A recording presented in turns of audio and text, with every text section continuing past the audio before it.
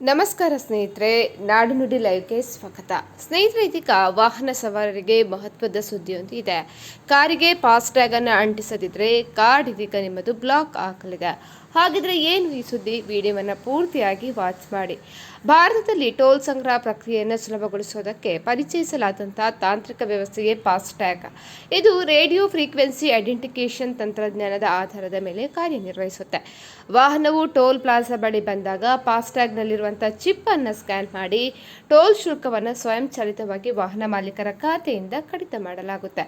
ಇದರಿಂದಾಗಿ ನಗದು ಪಾವತಿಯ ಅಗತ್ಯತೆ ಕಡಿಮೆಯಾಗಿ ಟ್ರಾಫಿಕ್ ದಟ್ಟಣೆಯೂ ತಗ್ಗುತ್ತೆ. ಆದರೆ ಭಾರತೀಯ ರಾಷ್ಟ್ರೀಯ ಹೆದ್ದಾರಿ ಪ್ರಾಧಿಕಾರ ಮಾರ್ಗಸೂಚಿಗಳ ಪ್ರಕಾರ ಫಾಸ್ಟ್ಯಾಗ್ ಅನ್ನು ಕಡ್ಡಾಯವಾಗಿ ವಾಹನದ ಮುಂಭಾಗದ ವಿಂಡ್ ಸ್ಕ್ರೀನ್ ಮೇಲೆ ಅಂಟಿಸಬೇಕು.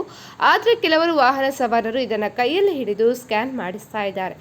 ಇದು ಸರಿಯಾದ ಕ್ರಮವಲ್ಲ. ಈ ವಿಷಯವನ್ನು NHAA ತನ್ನ ಎಕ್ಸ್ ಖಾತೆಯಲ್ಲಿ ತಿಳಿಸಿದೆ. ಇನ್ನು ಅದೇ ರೀತಿ ಫಾಸ್ಟ್ಯಾಗ್ ಆನ್ಯುವಲ್ ಪಾಸ್ಗಳನ್ನು ಮಾರಾಟ ಮಾಡ್ತಾ ಇರುವುದಾಗಿ ಹೇಳಿಕೊಳ್ಳುವಂಥ ನಕಲಿ ವೆಬ್ಸೈಟ್ಗಳು ಮತ್ತು ಅನಧಿಕೃತ ಲಿಂಕ್ಗಳ ಬಗ್ಗೆ ಜಾಗರೂಕರಾಗಿರಬೇಕು ಅಂತ ಹೇಳಿ NHAA ಇದೀಗ ತಿಳಿಸಿದೆ. ಈ ಪಾಸ್ಗಳು ಕೇವಲ ಅಧಿಕೃತ ರಾಜಮಾರ್ಗ ಯಂತ್ರ ಆ್ಯಪ್ ಮೂಲಕ ಮಾತ್ರ ಲಭ್ಯವಿರುತ್ತೆ. ಈ ಪಾಸ್ಗಳನ್ನು ಮಾರಾಟ ಮಾಡುವ ಅಧಿಕಾರ ಬೇರೆ ಯಾವುದೇ ಪ್ಲಾಟ್ಫಾರ್ಮ್ಗೆ ಇರುವುದಿಲ್ಲ.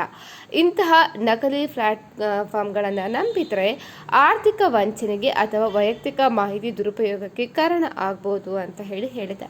ಅದೇ ರೀತಿ ಸಾರ್ವಜನಿಕರು ಜಾಗರೂಕರಾಗಿರಬೇಕು ಮತ್ತು ಅಪರಿಚಿತ ಲಿಂಕ್ಗಳನ್ನು ನಂಬಾರ್ದು ಅಂತ ಹೇಳಿ NHAA ಇದೀಗ ಸ್ಪಷ್ಟನೆ ಕೂಡ ಪಡಿಸಿದೆ. ಹಾಗಾಗಿ ಒಂದೇ ಫಾಸ್ಟ್ಯಾಗ್ ಅನ್ನು ಹಲವು ವಾಹನಗಳಲ್ಲಿ ಬಳಸುವ ದುರುಪಯೋಗವನ್ನು ಕೂಡ ಇದು ತಡೆಯುತ್ತದೆ. ಹಾಗಾಗಿ ಎಲ್ಲ ನಿಯಮಗಳನ್ನು ನೀವು ಕಡ್ಡಾಯವಾಗಿ ಪಾಲಿಸಬೇಕಾಗ್ತದೆ ಅಂತ ಹೇಳಿ ಸ್ಪಷ್ಟನೆ ನೀಡಿದೆ.